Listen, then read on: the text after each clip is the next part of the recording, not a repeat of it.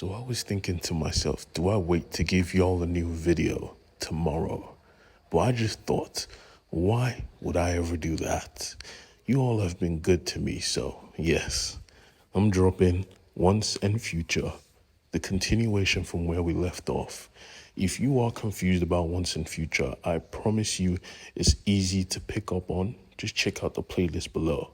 I'll leave the link in the comments. But just a quick recap. Stories have life. Once you believe them, or once you even know about them, or think them to be real, they become real in this world. And our story revolves around a family whose sole job is to protect the world from all these rogue stories.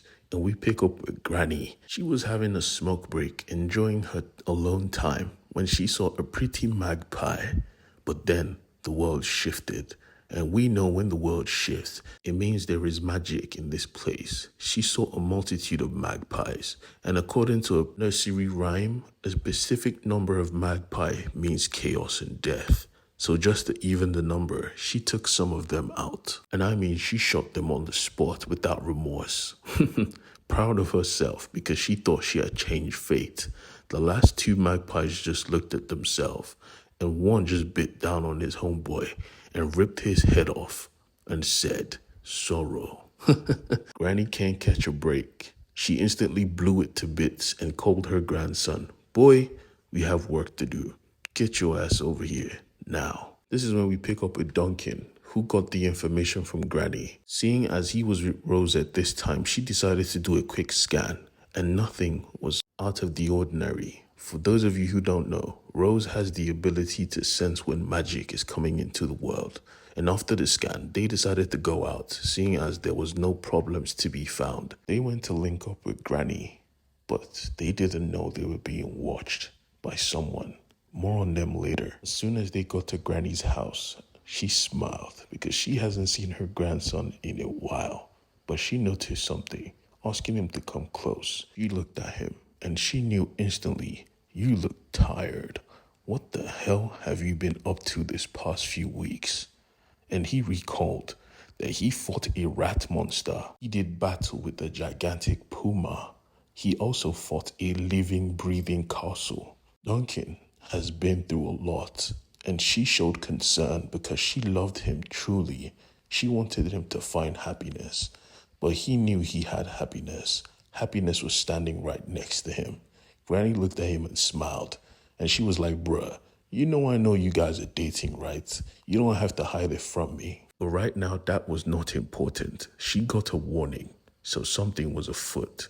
And Rose made it clear that she had a premonition about something, or rather, somewhere, a bar called the Lancelot Arms. So they set off to check it out, but Granny made it clear that she doesn't want Rose involved in this.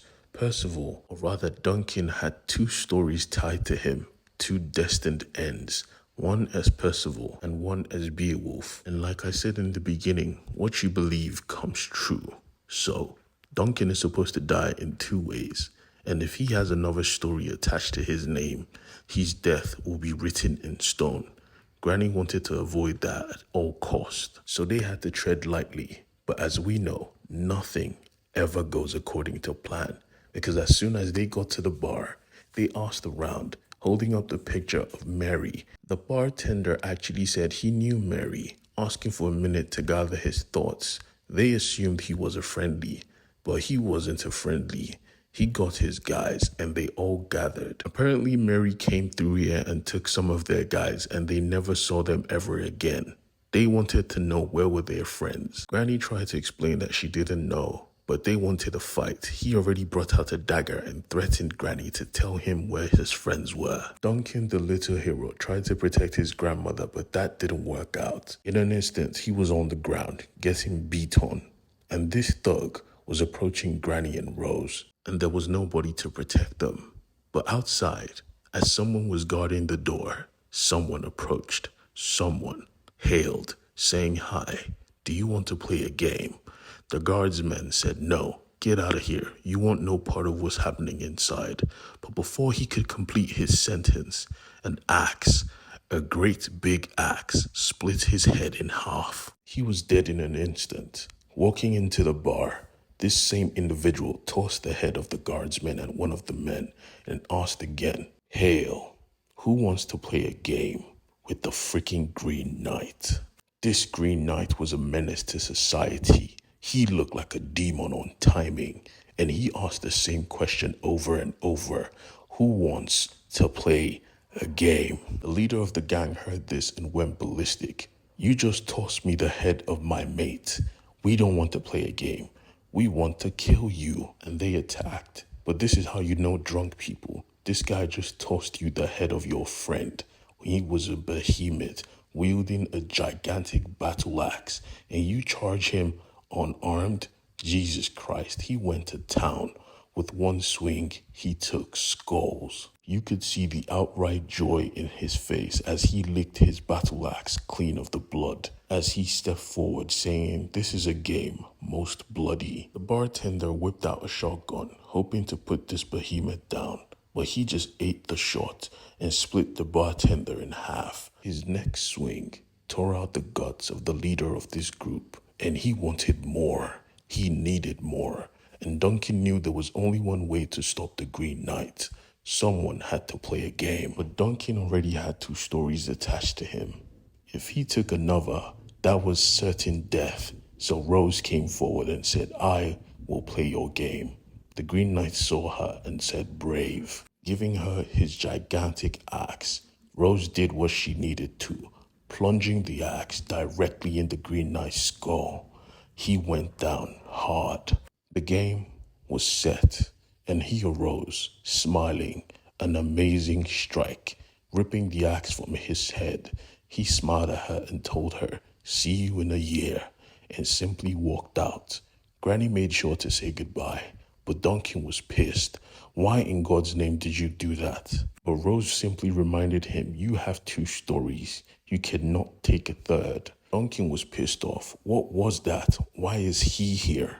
But Granny explained that this is like steam in a kettle. Something is boiling up from beneath the ground. She needed information. That is when she noticed that the biker leader was alive. Duncan went in to check on him, but he was done. His guts were already out. So Granny said, "Move. Let me talk to him." He was scared. He thought Granny was going to torture him. But she just sat down next to him and told him, "Little lad, you're dying," apologizing for his loss, telling him if there is a hell, you are going there, because she is sure he was a bad person.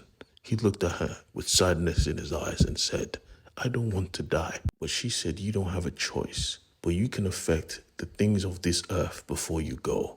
That monster is going to kill more people. I just need to know what she told you. Right here, right now, before you go." And so he did, saying one word, cauldron. As soon as she heard it, she knew what he meant, and she was afraid. But she brought out her gun and said, "Do you want me to kill you?" And he said, "No, I'm already gone." As Duncan watched, he was shocked, saying, "Granny, you were so kind. You are never this kind to me." But she went back to her old self. "If you're ever dying, I will be kind to you. Now we have to move." She sent Rose off to call the powers that be to come clean up this mess. Her and Duncan had a place to be, but Rose was their ride. Granny just smiled. "Don't worry about it. I got the keys." She stole a bike, and she was a rider. Where they headed was the family manor. They had some history to drudge up, and as soon as Rose got to her apartment, she did a quick scan, only to find out that England was about to go up in flames. Absolutely terrified, she went to the kitchen and grabbed some knives and did the exact same thing. It was worse. She was terrified. She tried to call Granny. She tried to call Duncan, but someone behind her said no. Drop the phone. It was Mary, that freaking witch.